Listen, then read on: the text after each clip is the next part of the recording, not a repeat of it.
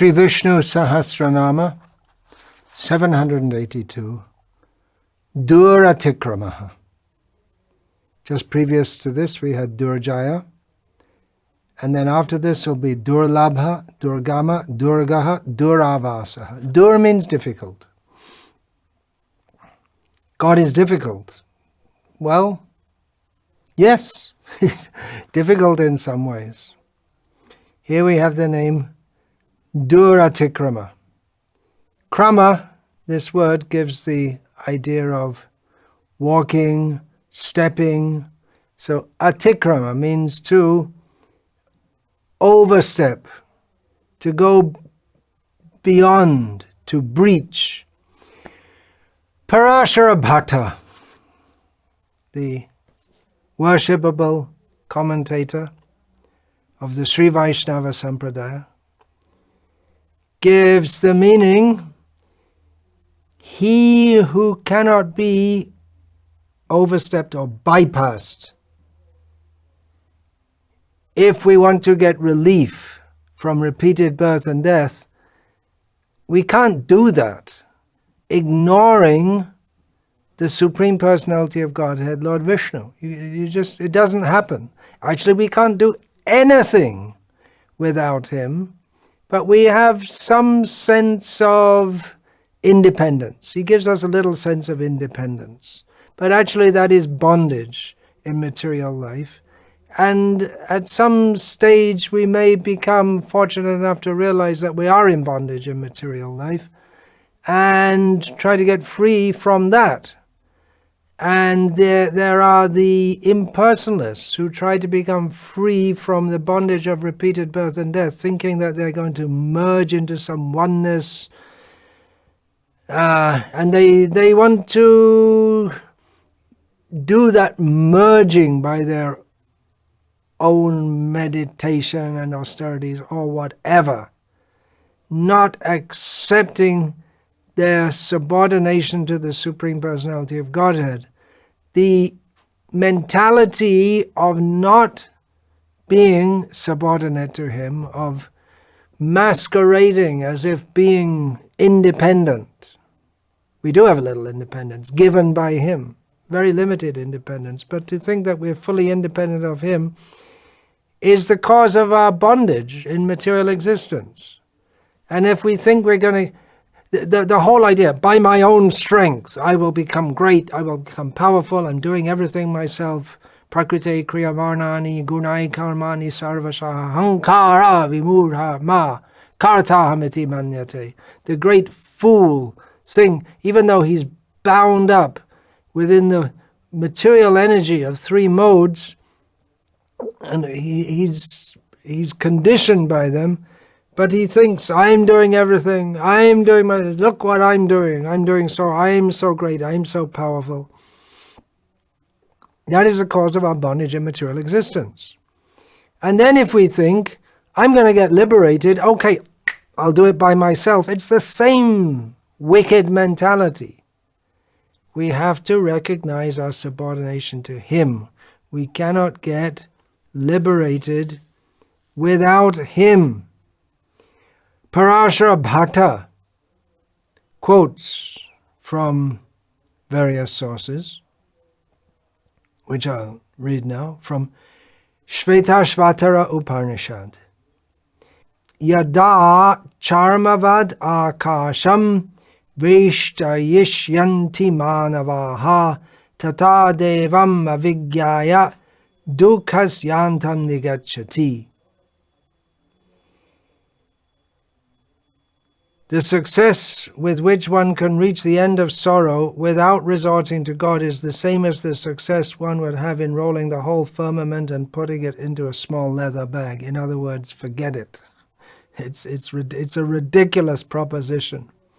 If we think that we can get free from material existence without the grace of the Supreme Lord, it's like thinking, I'll roll up the whole universe and put it in a little bag.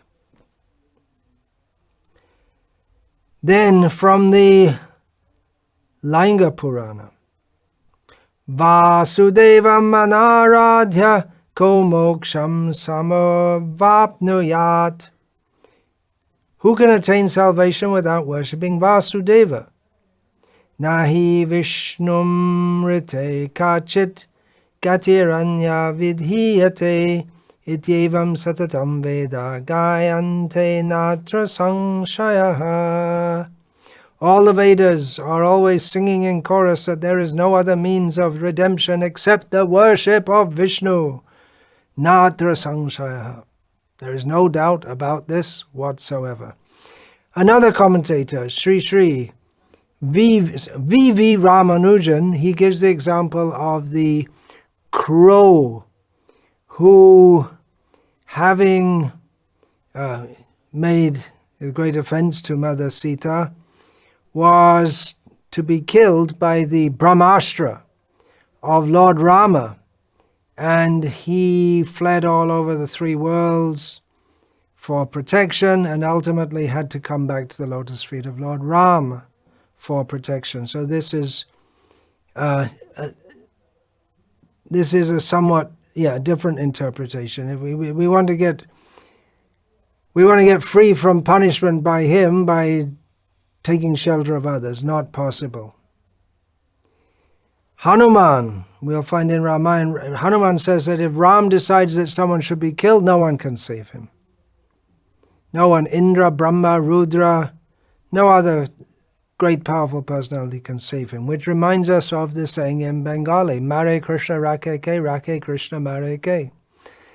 You can say it in Bengali, you can say it in Sanskrit, you can say it in any language. It's a principle which any theistic person can understand, that if God wants to destroy us, there's no one who can protect us. And if God wants to protect us, no one can do any harm to us. I'm going to read from Srila Prabhupada's purport to Bhagavad Gita as it is, chapter 7, text 14. Daivihi esha gunamayi mama maya duratyaya mameva ye prapadyante maya metam tarantite. In this verse, the prefix dur comes, as in this name, Dur-atikramah. So this means difficult, again difficult. Krishna says this divine energy consisting of the three modes of material nature is difficult to overcome, but those who surrender to me, Krishna says, mam eva, to me, certainly. Mam eva, to emphasize, it's not anyone else. To those who surrender to me can cross beyond it. Srila Prabhupada writes in the purport to this verse, very important verse which he quoted so many times. Srila Prabhupada writes, the words Mam eva are also significant. Mam means unto Krishna, Vishnu only, and not Brahma or Shiva. And if not Brahma or Shiva, then definitely not Indra, Chandra, Vayu or others.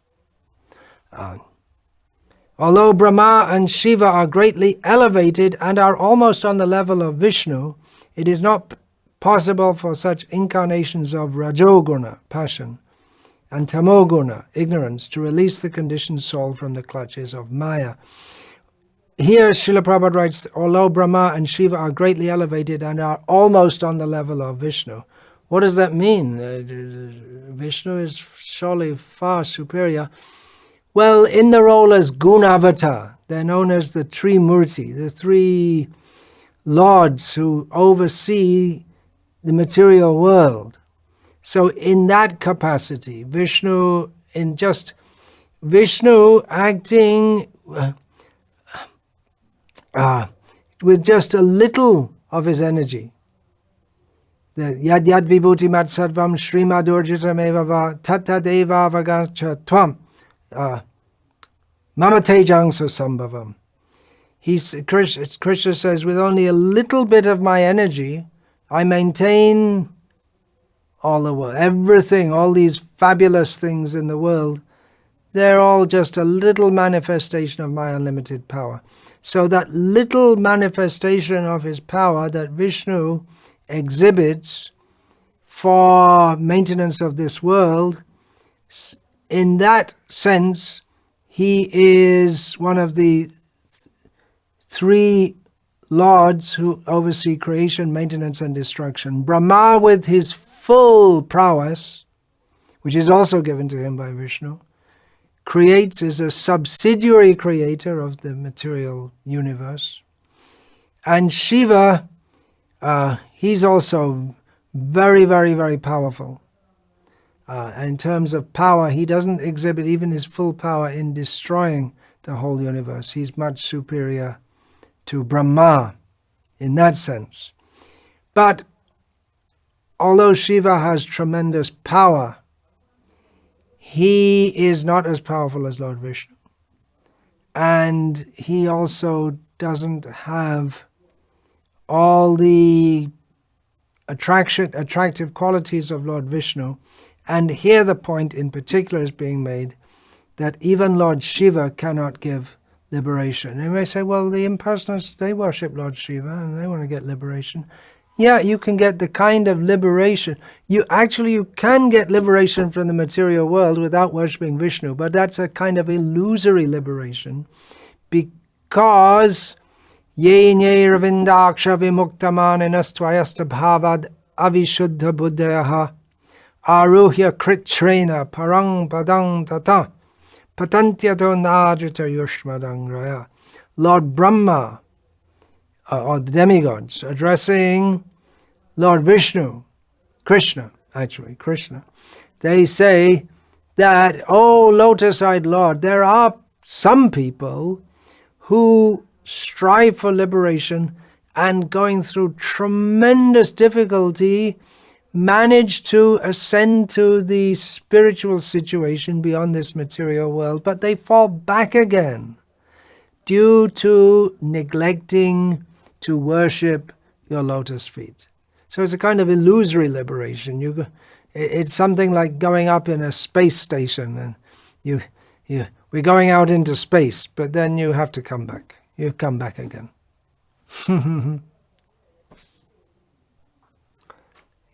It's not really going into space. You've gone into space, but it's only temporary. You have to come back. So, continuing reading from Srila Prabhupada's purport here, but the point being made, Srila Prabhupada is making, and I'm elaborating on that, which is the point that's being made by the commentators on this name Dur-atikramah, which is a real warning for those who want to be, the Mayavadis who want to be liberated without worshipping, without being devotees of Krishna. It's a warning to them that it's Vishnu who will liberate, no one else. Srila Prabhupada continues, in other words, both Brahma and Shiva are under the influence of Maya. Only Vishnu is the master of Maya. Therefore, he alone can give release to the conditioned soul. The Vedas, Shvetashvatara Upanishad 3.8, confirm this in the phrase Tameva Viditva. Oh, that's part of a longer, fairly well-known quote from Shvetashvatara Upanishad. Freedom is possible only by understanding Krishna. Now, of course, some people may contest the translation of that, because this is also quoted very much by the Mayavadis themselves. But especially Madhvacharya has shown that Sarve Vedam Yat Padamam Ananti, the Upanishadic statement that all the Vedas point to one topic, and Krishna himself says in Gita, Vedaischa Sarver Aham Eva Vedya. All the Vedas are meant for knowing me. So, this is the proper understanding. The Vedas should be understood. The Upanishads should be understood in the light of Vishnu, Krishna. That is the proper way to understand them. So, freedom is possible only by understanding Krishna. Even Lord Shiva affirms that liberation can be achieved only by the mercy of Vishnu. Lord Shiva says, Mukti pradata sarveshang Vishnur eva na sangshayaha. There is no doubt that Vishnu is the deliverer of liberation for everyone. We find in Chaitanya Charitamrita, Sri Chaitanya Mahaprabhu teaches Sanatana Goswami, Kebala Jnana Mukti Dite Nare Bhakti Bine, Krishnon Mukhe She Mukti Hoi Bina Jnane. Speculative knowledge alone without devotional service is not able to give liberation. On the other hand, Even without knowledge, one can attain liberation if one engages in the Lord's devotional service. Even without knowledge means without studying and without trying to understand everything by one's own effort. That means by the aroha panta. If one thinks by my own knowledge, by my own intelligence, I'll get liberated. Without following that process, if one simply takes to devotional service, Krishna mukhe, being inclined to serve Krishna, then the knowledge of Krishna, devotional service means there's knowledge, but that is by the avaroha panta, by descending knowledge. And Vasudeve Bhagavati Bhakti Yoga Prayojataha Janyatya Shuvairagyam Gyanang Chayada Haitukam. If one performs devotional service to Krishna, then knowledge and renunciation automatically follow. Chaitanya Mahaprabhu also told Sanatana Goswami, Bhukti Mukti Siddhi Kami, you know that verse, right? Bhukti Mukti Siddhi Kami Shakali Ashanta. No, there's another verse. Bhukti Mukti Siddhi Kami Shubhuddhi Jodi Hoy Garha Bhakti Joge Tobe Krishna Re Bhajoy. Srila Prabhupada gives an extended translation of this. Due to bad association, the living entity desires material happiness, liberation, or merging into the impersonal aspect of the Lord, or he engages in mystic yoga for material power. If such a person actually becomes intelligent, he takes to Krishna consciousness by engaging himself in intense devotional service to Lord Sri Krishna. So, there you go, Dur-atikramah. You cannot bypass him and get liberation. Forget it. Don't forget Krishna. But just give up the idea of thinking we can be liberated without the grace of Krishna. Of course, even to think of being liberated, that's pretty exalted compared to the pig and dog-like attitude toward life of most human beings. Pig and dog-like means they're interested in eating, sleeping, and having sex and sense enjoyment in various ways. Another understanding of the name, Dur-atikramah, he who cannot be transgressed. You can't go against his laws. And especially Shankaracharya has explained it like this, with the understanding that, or giving the interpretation that it's difficult to go against him because you get smashed if you do. So out of fear, people follow his orders. There are several statements in Shastra about this. In Srimad Bhagavatam there is, which is echoing the Upanishadic statements. The commentators on Vishnu Sahasranama, they generally don't quote Srimad Bhagavatam. Baladev Vidyabhushan, of course, does from place to place, but in the commentarial tradition prior to the Gauryas, mostly the Upanishads, and then the Vaishnavas will also quote the Puranas, and not only the Upanishads, other parts of the Shruti also, but especially the Upanishads. As definitely in the commentaries on the Upanishads themselves and on Vedanta Sutras.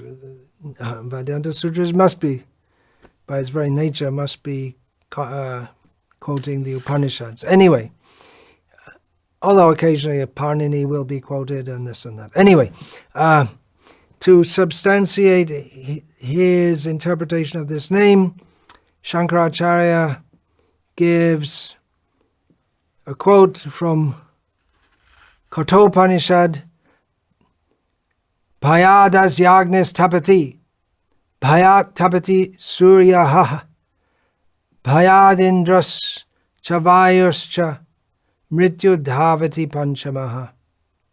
It is out of fear that fire burns. It Is out of fear of him that the sun shines. The verb used in both cases is tapati. The fire burns and the sun, well, it gives heat. So heat and light both come together. Bhayad in Indra and Vayu, the king of heaven, and the Devata, the demigod overseeing air, and Mrityu, Dhavati, the god of death, runs. So is the fifth. So like this, all the great controllers of the universe function out of fear of the Supreme Lord. In the Taittiriya Upanishad, there's a similar statement. Bishasmad vata pavate, bishodeti suryaha, bishasmad agnis chandrascha, mrityu dhavati panchamaha. It's the same thing, the order is a little different. Same as the Katha Upanishad verse has exactly the same purport. Then another meaning, sorrow cannot touch him. Grief, dukkha, it cannot overcome him. It cannot overcome him. Then another meaning, that if you dur, here being taken, du becomes dur. So du can also mean dukkha. So another meaning, by transgressing his orders, you want to transgress him? Okay, but you'll get grief. That will be the result. So it's similar to the sense that out of the beginning of theism is just one beginning, or a primary stage is simply out of fear. If I don't follow the laws of God, I'll be punished. Have to do it, otherwise you'll suffer. It's a very low level, but it's a beginning level. The real level is love. But in this material world, we don't know love. We know the perverted reflection of love. So that's a beginning. Do this or you'll be punished. Then we do it. Baladev Vidyabhushan is one of the commentators who gives this meaning. And that's true. Krishna bhuli sheji banadi bahimuk ataiv mayatare dea shangsharaduk. By forgetting Krishna, we, the tiny jiva, since time immemorial, being inimical, we become inimical or not caring about Krishna, and therefore Maya gives us, Krishna's external energy, inflicts on us the suffering of material existence. So, in summary, he is the one who nobody can dare to disobey. Or if you do dare to do, then you're certain to suffer from that. He cannot be opposed. You can't be bypassed. You just can't, okay, I'm going to get liberation, and I'll leave Vishnu behind also. That's what the Mayavadis think. They think, oh, I'm going to get liberated, and Vishnu is still here, maintaining the world. I'm better than Vishnu. Rascals, they think like that. So we can understand from this that it's by his supreme order that everything runs on and works. To get liberated, you have to be personally taken by him. Other functions in the material world he delegates to various demigods, but for liberation, you have to go through him. Of course, The devotees, they will intercede on our behalf, and even Brahma and Shiva as devotees may intercede on our behalf, and in that way give us liberation, but not in their capacity as universal controllers. In their capacity as devotees. We're in the Sampradaya of Brahma, so we go through our gurus and Srila Prabhupada and all the acharyas, and they can approach Krishna and recommend, you please take this soul as your servant. Then Krishna will take, but it's up to Krishna. Up to Krishna. No one can bypass him, no one can surpass him, because no one is equal to him in any way.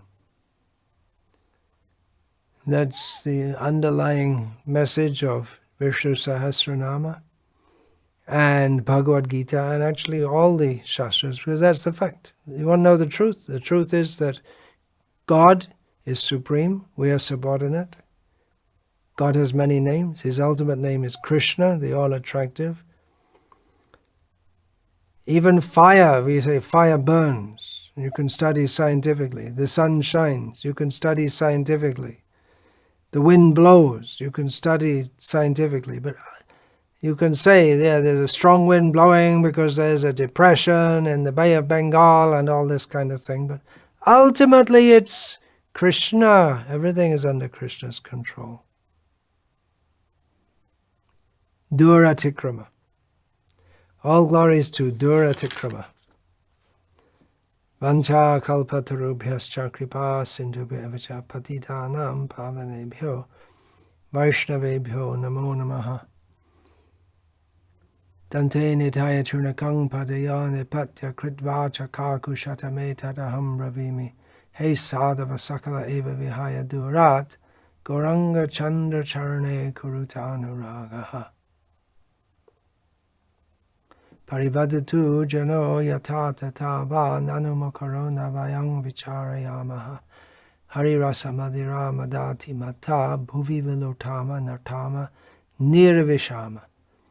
Hare Krishna, Krishna Krishna, Hare Hare. Hare Rama, Rama Rama, Hare Hare.